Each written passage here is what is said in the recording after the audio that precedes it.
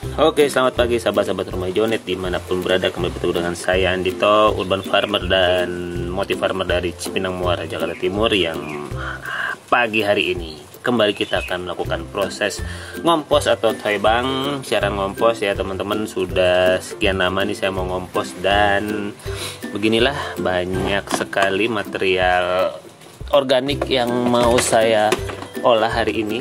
Dan ini sudah berlangsung kayaknya sudah hampir seminggu ya, apa boleh buat. Itulah kalau kemudian kita tidak bersegera. Namun ini adalah bagian dari konsekuensi, dan buat saya ya ngompos adalah bagian dari keseharian, dan saya sudah berkomitmen apapun yang terjadi pada sisa bahan organik saya tidak mengharapkan sampah-sampah saya masuk ke tempat sampah. Karena bayangin teman-teman, kalau sampah-sampah kayak gini masuk tempat sampah ya jadinya masalah gitu ya. Oke, terima kasih sudah ada Kak MDO, ada Kak Chester Batak, Kak Nurmani Zaini sudah bergabung. Ini sampah yang sisa ayam, jadi saya sudah kasih ke ayam, dan ini tinggal remah-remahnya saja ya. Remah-remahnya biasa kebanyakan yang nggak dimakan ya, daun pisang, kulit telur dan sebagainya. Ini sudah saya diamkan terlalu lama, sekitar 2-3 hari.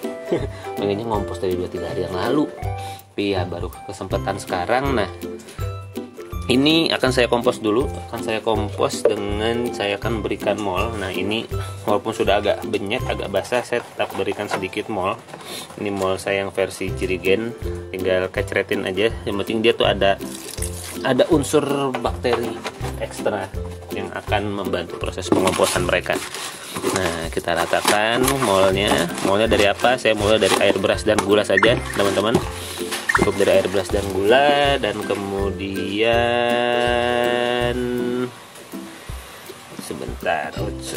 Oke, dan kemudian saya akan berikan penggembur karena agak basah tadi sampahnya. Saya penggemburnya pakai serbuk gergaji ini yang ada di toko penjual hewan, biasanya buat hamster, yang buat kayaknya ada jenis burung atau ayam yang juga menggunakan serbuk gergaji seperti ini. Nah, tujuannya apa? Supaya membuat si sampahnya jadi lebih gembur ya. Lebih gembur tuh dia nggak terlalu banyak, nggak terlalu basah. Nah, kalau dirasa masih cukup mau diberikan lagi, bisa diberikan lagi. Ya, lagi nih ya, penggembur adalah faktor yang cukup penting dalam proses composting agar hasil kompos kita makin oke gitu ya. Minim bau, minim belatung, dan gembur. Karena gembur dia nanti jadi hasilnya jadi cakep. Oke, begitu. Terima kasih Kak Aswarani, Kak Inidiana, Kak Azhar penulis sudah bergabung. Silakan kalau ada yang mau ditanyakan seputar proses composting, disampaikan saja sambil nemenin saya ngompos ya. Ini komposter saya sudah berjalan 8 tahun menemani proses composting di rumah. Kita lihat isinya seperti apa.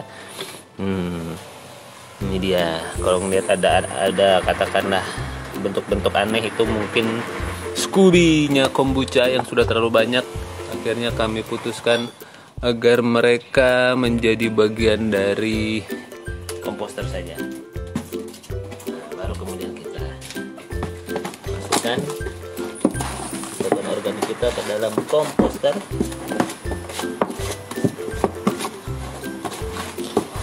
Nah, teman-teman bisa bayangkan kalau sampah-sampah ini masuk ke TPA gitu ya, ya udah jadi sampah deh semua. Ketika dia bisa kita katakanlah lokalisir di sini, maka dia mudah-mudahan bisa menjadi manfaat bukan hanya di rumah kita, namun juga di TPA. Oke, sahabat semua, terima kasih. Ada Kak Mas Bro Antonius Purwantono. Aduh, lama kita gak ketemu Mas Pur. Dia kabarnya, posisi di manakah? Semoga selalu sehat. Nah, saya sama Mas Antonius ini dulu tetangga kamar ya. Kita pernah satu sekolah asrama, tetangga kamar. Banyak banget keseruan yang kita waktu itu ya Mas Bro.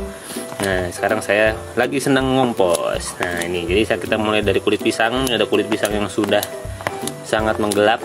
Wes, kita cacah-cacah dulu sebelum kemudian masuk ke dalam komposter. Kak Nurma ini bertanya, nasi basi, roti kadaluarsa, sisa sambal bisa dikompos? Bisa banget Kak, bagus itu, kompos saja, bagus itu. Oke, nah ini kulit pisang saya cacah-cacah secacah-cacahnya. Tujuannya apa? Tujuannya karena saya sudah memprediksi si kulit-kulit pisang ini kalau dia terlalu panjang dia akan tetap panjang. Sedangkan kalau jadi media tanam itu kan lebih enak kalau medianya gembur gitu ya, gembur dan teksturnya bagus. Nah ini saya cacah-cacah seperti ini. Oke, sudah cukup cacah.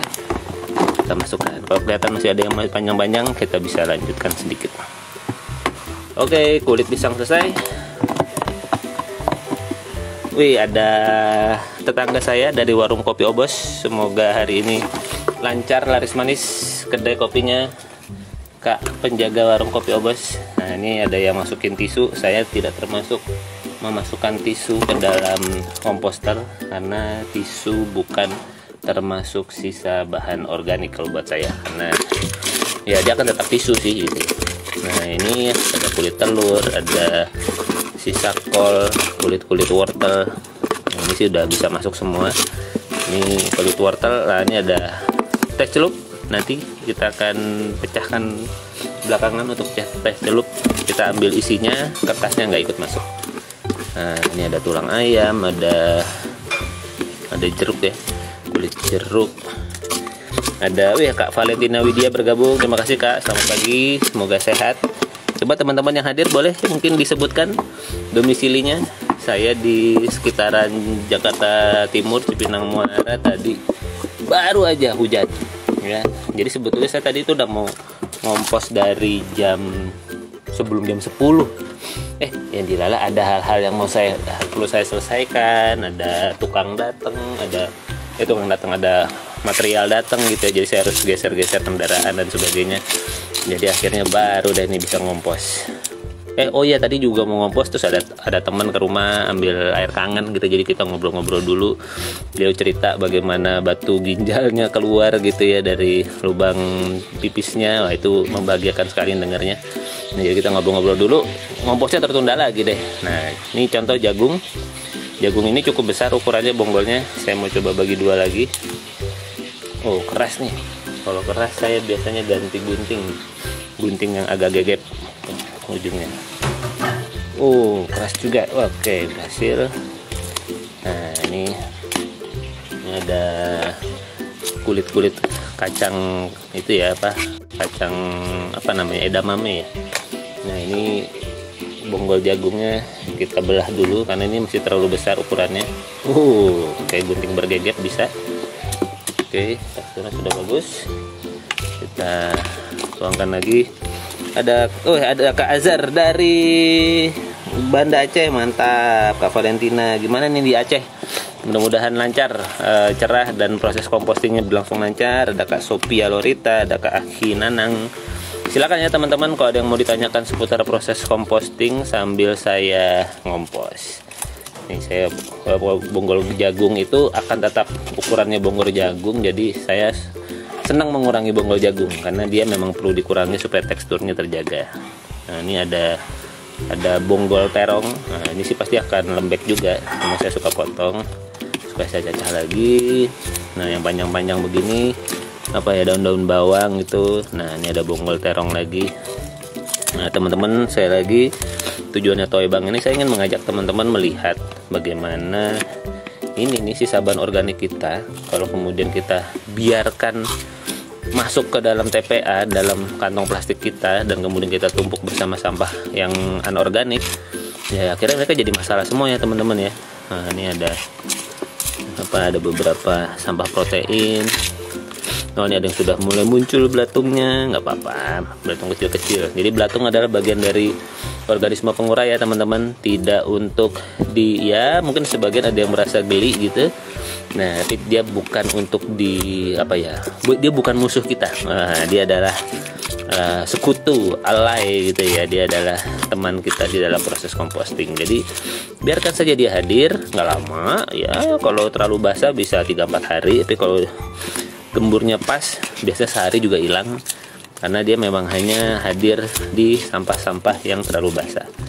Nah ini sih bagian sampah ini memang agak terlalu basah, ini sudah agak lembab, lindi-lindinya sudah berkumpul di bawah. Oh ya, saya ucapkan selamat kepada teman-teman dari batch belajar composting batch 16 sudah selesai ya menjalankan rangkaian belajarnya, dan nanti sore kita ketemu ya di Kulzum ya teman-teman batch 16. Nah ini ada teh jeruk lagi, nanti aja kita olah ya, nanti sore kita ketemu di Kulzum. Sudah menjalani 7 kulwapnya, mudah-mudahan mendapatkan manfaat dari kulwap yang sudah berjalan. Nah buat teman-teman yang mau ikutan belajar composting secara online, saya akan buka batchnya minggu depan ya, mulai hari Kamis depan kita akan mulai kulwap pertama. Jadi mulai dari hari Senin sampai hari Rabu pendaftaran. Silahkan, siapa tahu ada yang mau ikutan belajar ngompos secara online, mau menambah wawasan lagi. Mungkin selama ini udah ngompos cuma kok hasilnya belum sesuai harapan. Nah siapa tahu ketemu solusinya di belajar composting online. Oke, Kak Nurma Zaini. Wih, ada Kak Desi. Kak Desi pokoknya lagi belajar. Hehehe. Semoga lancar ya Kak Desi ya. Semoga lulus tepat waktu dan bertambah manfaatnya lebih banyak. Kalau teman-teman dokter tuh ya, siapa tahu ada yang juga bersemangat ngompos juga ya teman-teman dokter. Wah, ini bonggol jagungnya ada yang panjang-panjang nih. Wah, yang kayak gini nih harus saya cacah sendiri. Karena kalau pakai gunting keras, apalagi ini termasuk jagung mentah ya. Jagung mentah tuh lebih keras daripada jagung yang udah direbus. Jadi nanti saya akan pisahkan dulu. Kak Nurmani Zaini, tak punya serbuk gergaji, rak punya digantung daun kering, bisa Kak? Bisa. Jadi daun kering yang digantung bisa. Ingat ya, daun kering itu kalau saya boleh kasih tips, pastikan keringnya itu kering yang contoh ya, ini ada daun kering saya kumpulin. Keringnya itu ketika kakak remes terus dia jadi hancur. Nah ini kurang hancur nih. Ini mungkin karena akhir-akhir ini hujan ya, jadi kelembapannya bercampur sama daun-daun saya, sehingga ini nggak kurang kering nih kalau buat saya nih. Jadi dia kurang hancur, jadi kurang bisa jadi penggembur. Karena kalau diremes keluarnya ya tetap ini ya, ini masih agak kering sih. Tapi saya lagi, kalau tipsnya daun kering adalah ketika nanti udah digantung kakak remes, kalau kemudian dia hancur, berarti itu sudah bagus ya, sudah bisa dipakai buat menggembur. Wah, ini ada timun busuk.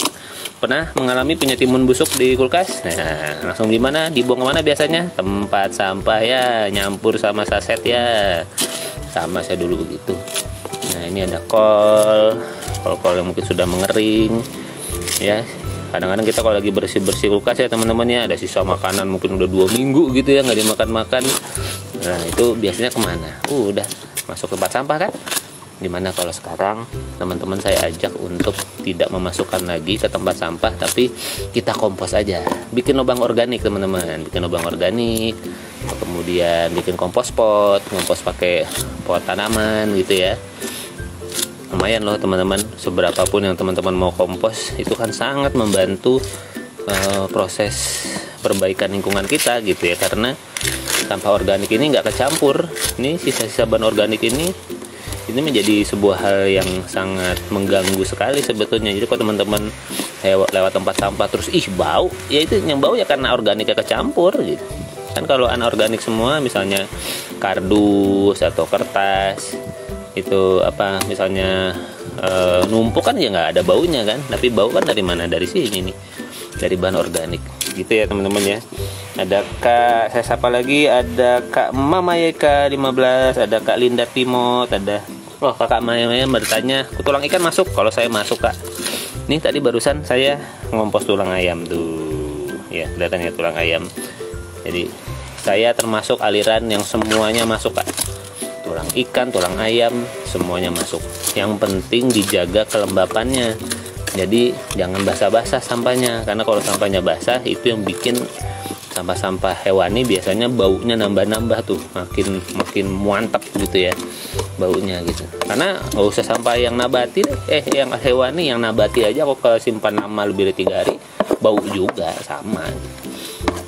Jadi tetap yang namanya sampah tuh bisa jadi berbau kalau kemudian dia tidak terolah dengan benar.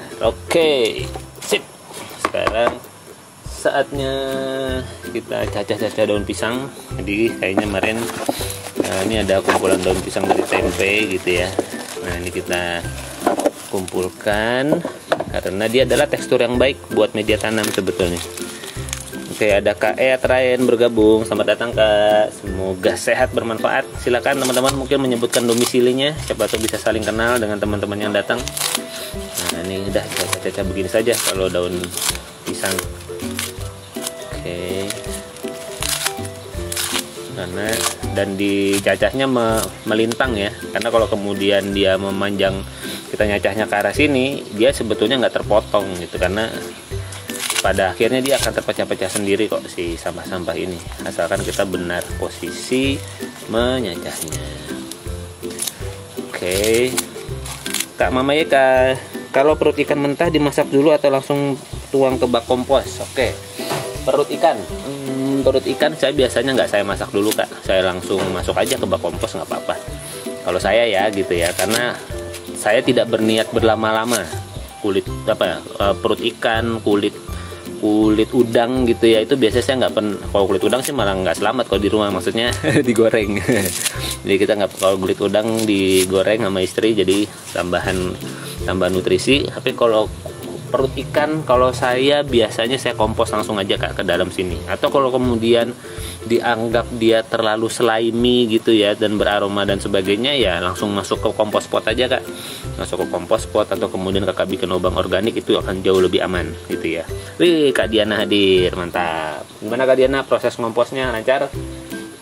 Oke, sekarang kita nih si teh celup. Kalau saya kertasnya nggak ikut masuk, tapi tehnya sayang kalau kemudian dia masuk tempat sampah. Oke, si kulit-kulitnya, kertas-kertasnya inilah residu gitu ya. Jadi sisa dulu kan semuanya residu ya, karena campur organik anorganik jadi residu semua. Sekarang residu ya betul-betul ya dari sampah-sampah ini, kertas-kertas yang bekas-bekas teh celup ini adalah bagian dari residu. Oke, sip, sudah. Sekarang ini nih, saya coba pakai gunting daripada ngambil golok sama talenan lagi. Saya coba potong-potong pakai gegep aja. Oh, masih empuk ternyata. Oke, kita masih bisa potong ini aja deh. Nah, jadi dipotong kurang lebih ukurannya segini-gini ya teman-teman, biar bisa masuk nanti suatu hari masuk ke potnya sebagai media tanam. Dia jauh lebih ukurannya lebih kecil. Nanti ketika dia sudah terkompos, sebetulnya bonggol jagung jadi jauh lebih empuk juga gitu. Nah, ini wah, sip. Oke, kertas kenapa nggak boleh masuk? Oke, nah ini menurut saya Kak ya. Jadi berdasarkan pengalaman saya udah ngompos sejak tahun 2014. Berarti mau 8 tahun ya Kak, sudah mau 8 tahun. Saya berpengalaman dan berpendapat bahwa kertas itu tidak mudah terurai, bukan termasuk bahan organik. Karena apa? Coba deh Mama Yeka coba diamkan kertas selama 2 minggu. Kira-kira kertasnya nyusut nggak? Beda sama daun pisang ya Kak Mama Yeka ya. Coba daun pisang Kakak diamin selama nggak usah sampai 2 minggu, 3 hari aja. Apa yang terjadi sama daun pisang? Teman-teman gimana pendapatnya? Daun pisang jadi menguning kan, menyusut. Nah, tandanya apa? Daun pisang itu bahan organik. Kalau kertas apakah menyusut? Selama 2 minggu? Jangankan 2 minggu Mas, saya simpen 2-3 bulan juga dia nggak tidak berubah ukurannya, nggak nyusut. Nah, makanya saya tidak memasukkan kertas ke dalam rombongan sampah organik. Karena apa? Ya itu, dia itu tidak mudah terurai. Dia tidak, dan saya pernah memasukkan kayak misalnya ini nih. Contoh nih, ini kan kertas ya. Kulitnya teh celup ini kan kertas, bahannya kertas. Begitu saya panen komposnya, ada yang nyelip satu, dia tetap begini Kak. Tidak berubah, tidak menyusut, tidak berkurang gitu. Karena mungkin di dalam proses pembentukan menjadi sebuah kertas dari pohon ada penambahan zat-zat kimia yang membuat dia jadi lebih ikatan kimianya tuh lebih keras gitu, dan itu jadi lebih lama proses komposnya. Jadi saya tidak memasukkan kertas sebagai bagian dari apa yang saya kompos. Oh, ternyata ini masih pakai. Jadi kalau pakai gunting gegep diginiin keras ya, kalau kuat nggak apa-apa, tapi kalau nggak kuat saran saya kita bisa keliling ya, keliling guntingnya. Oke, semuanya sudah.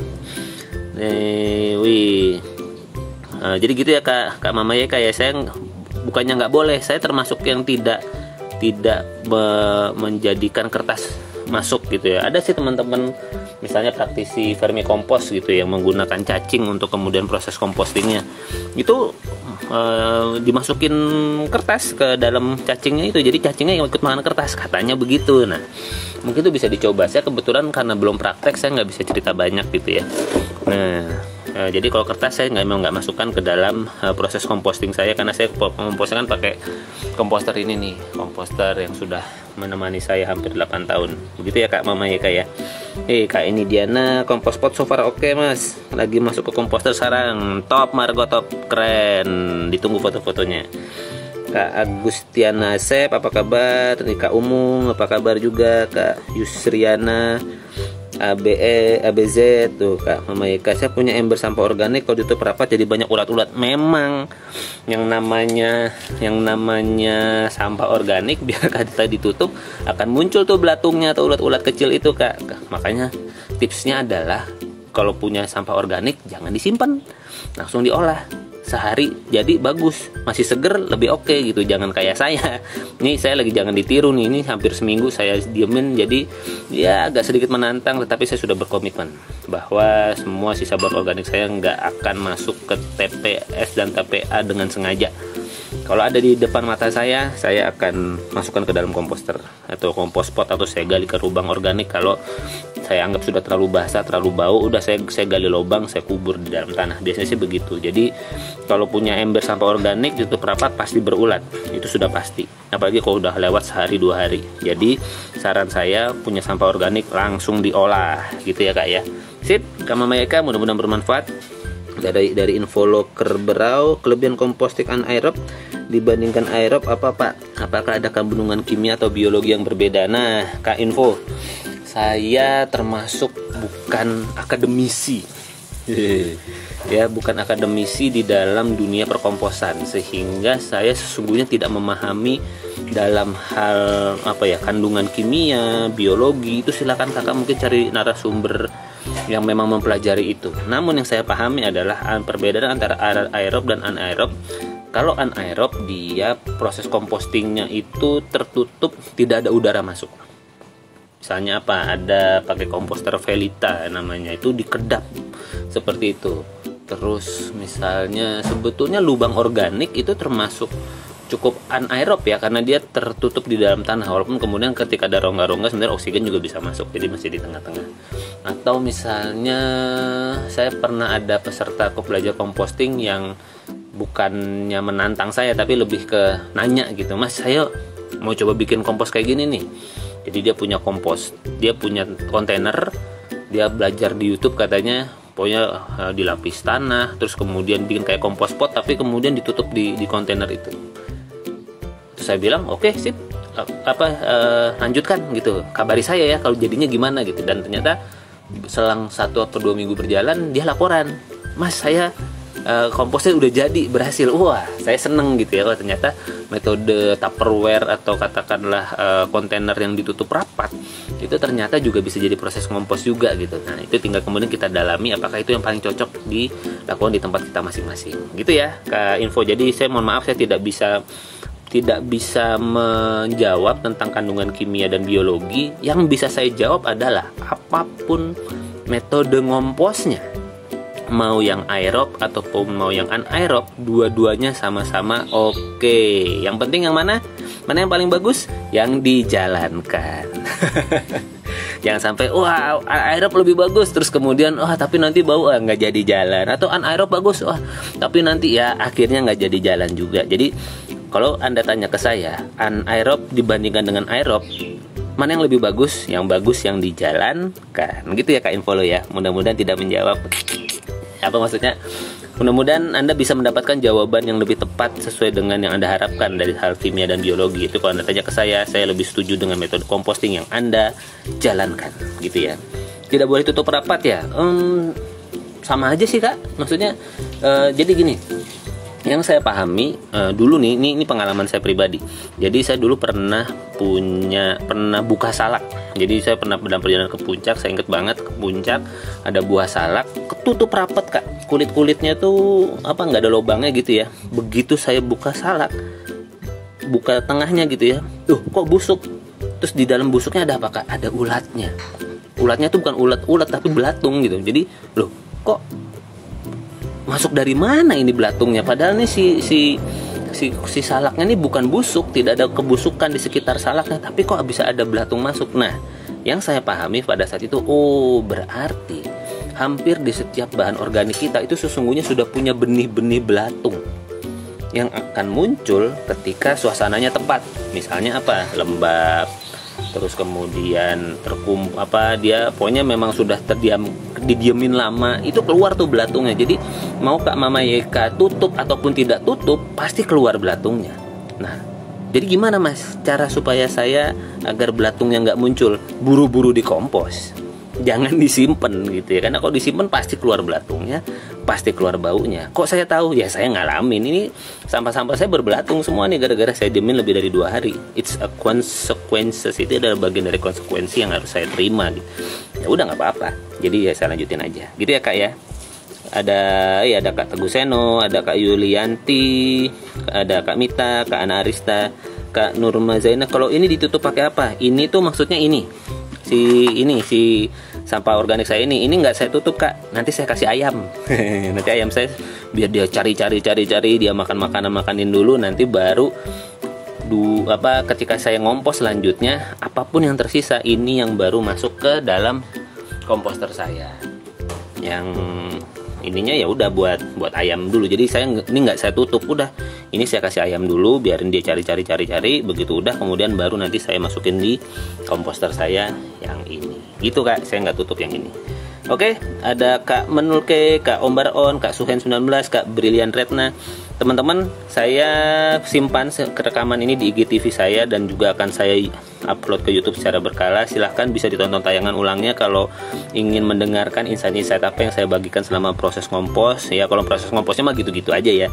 Artinya apa, sisa bahan organik saya cacah, saya kumpulkan dan sebagainya. Namun mungkin ada pertanyaan teman-teman yang saya respon, siapa tahu bermanfaat. Silahkan bisa didengarkan atau ditonton tayangan ulangnya. Oke teman-teman semua, kalau belum ada pertanyaan lagi, maka saya cukupkan Toybang dan siaran ngompos hari ini. Terima kasih sudah membersamai teman-teman. Saya kembali mengajak sahabat semua untuk melihat dan membayangkan nih ya, ini nih sisa bahan organik saya nih ya. Bayangkan kalau ini kemudian masuk di tempat sampah di depan rumah saya, kecampur sama plastik sama kertas. Ini jadi masalah teman-teman. Tapi ketika kita memutuskan untuk mau bertanggung jawab terhadap sisa bahan organik kita sendiri, minimal punya 2 tempat sampah dulu deh, satu buat yang organik, yang satu buat yang anorganik, maka kita bisa membantu proses pengurangan sampah kita di TPA dan TPS. Kita mungkin berharap katakanlah pemerintah melakukan suatu program yang luar biasa, tetapi itu tidak akan pernah bisa berjalan karena sebenarnya programnya sudah ada, alat-alat dari pemerintah sudah ada. Saya pernah lihat beberapa alat-alatnya di instansi, di kecamatan, di kelurahan, saya pernah lihat. Apakah dijalankan? Tidak semuanya berjalan. Karena apa? Butuh edukasi teman-teman semua. Karena itu saya mengajak teman-teman semua yang hadir saat ini, masih ada 6 orang, untuk kemudian yuk kita mulai memilah dan mengolah sisa bahan organik kita. Emang bisa Mas? Bisa. Saya udah mau 8 tahun menjalani dan it's okay, it's keren. Kak Nurma ini, jadi ini tempat sementara, betul Kak, ini sementara. Saya kasih ayam, nanti baru kemudian saya kompos masuk ke dalam komposter saya. Nah, ini komposter saya kasih lihat sekali lagi ya. Ini komposter saya dan ini yang sudah saya kompos. Tuh di sini. Nanti mungkin bisa jadi dalam minggu ini akan ada proses pemanenan pupuk organik cair maupun pupuk padatnya. Oke teman-teman semua, terima kasih sudah membersamai Toybang siaran ngompos pagi ini. Semoga semua dalam keadaan sehat. Sampai kita ketemu lagi di siaran ngompos selanjutnya. Sehat-sehat semuanya. Bye-bye. Bro Indra baru babung nonton rekaman ulangnya aja ya Mas Bro ya. Thank you.